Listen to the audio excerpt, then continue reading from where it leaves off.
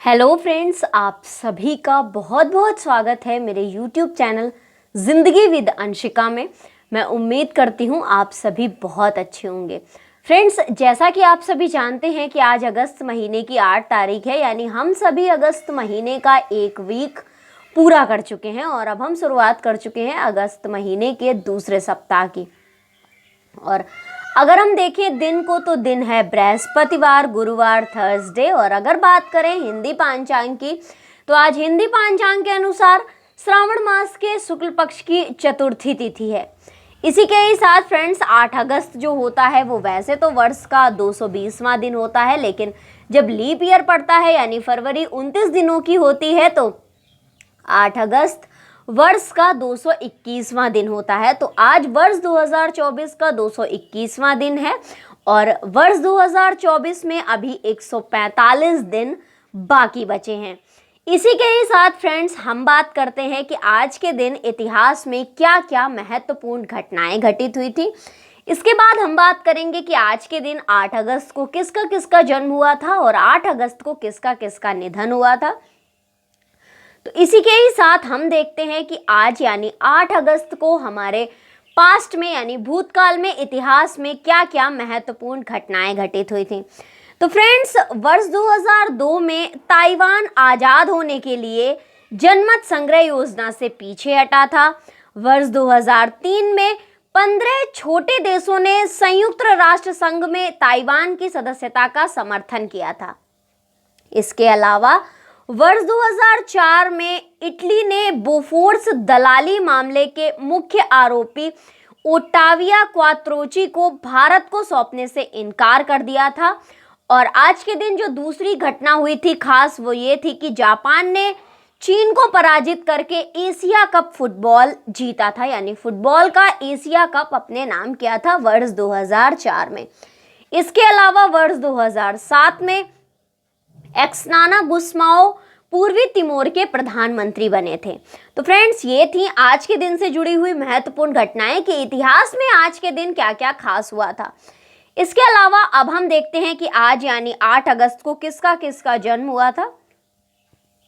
वर्ष 1994 में 8 अगस्त को जन्म हुआ था प्रसिद्ध भारतीय वेटलिफ्टर मीराबाई चानू का। वर्ष 1975 में भारतीय जनता पार्टी के राजनीतिज्ञ जॉन बोरला जी का जन्म हुआ था। 1955 में भारत की कंट्रोलर यानी नियंत्रक एवं महालेखा परीक्षक राजीव महर्षि का जन्म हुआ था। वर्ष 1908 में शास्त्रीय संगीत गायिका सिद्धेश्वरी देवी जी का जन्म हुआ था। वर्ष 1915 में भारतीय लेखक भीष्म साहनी का जन्म हुआ था 8 अगस्त वर्ष 1915 में। वर्ष 1921 में वुलमिरी रामलिंग स्वामी भारतीय चिकित्सा वैज्ञानिक रहे हैं, इनका जन्म हुआ था। 1940 में दिलीप सरदेसाई भारतीय क्रिकेटर रहे हैं, इनका जन्म हुआ था। इसके अलावा फ्रेंड्स 1941 में लता देसाई भारतीय राज्य गुजरात की प्रसिद्ध महिला चिकित्सक हैं, इनका जन्म हुआ था।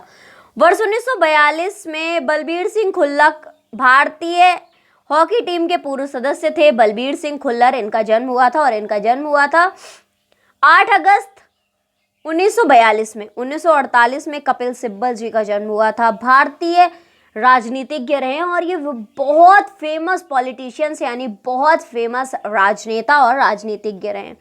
1949 में प्रसन्न आचार्य 12वीं और 13वीं लोकसभा के सदस्य रहे हैं, इनका जन्म हुआ था, इनका नाम था प्रसन्न आचार्य। वाओ, कितना अच्छा नाम है, इनके नाम में ही हैप्पीनेस छुपी हुई है। इसी के ही साथ वर्ष 1952 में सुधाकर राव भारतीय क्रिकेट प्लेयर, इनका जन्म हुआ था।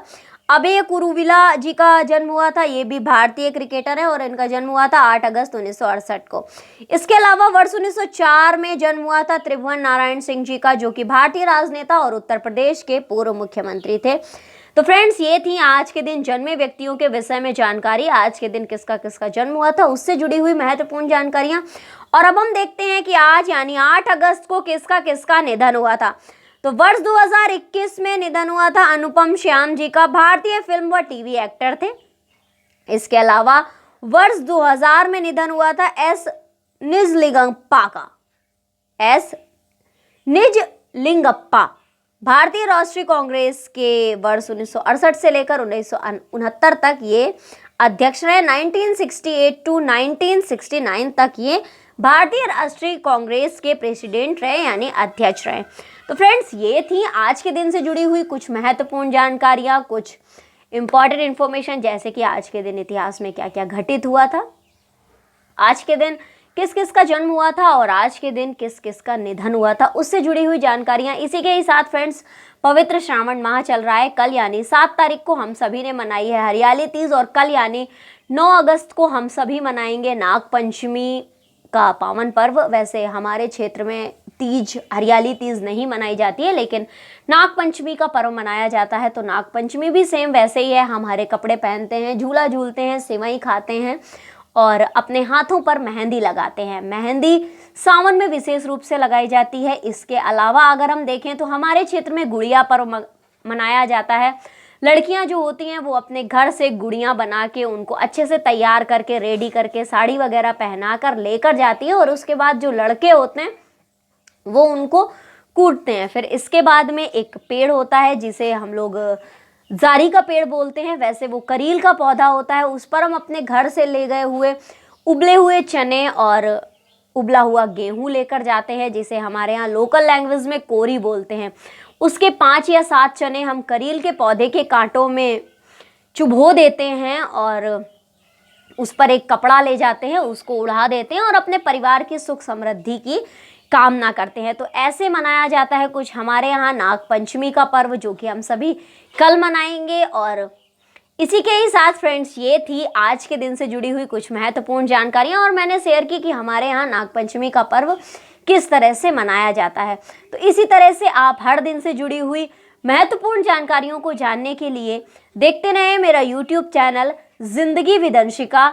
Thank you so much. Thanks for watching and thanks for supporting. Bye bye. Take care.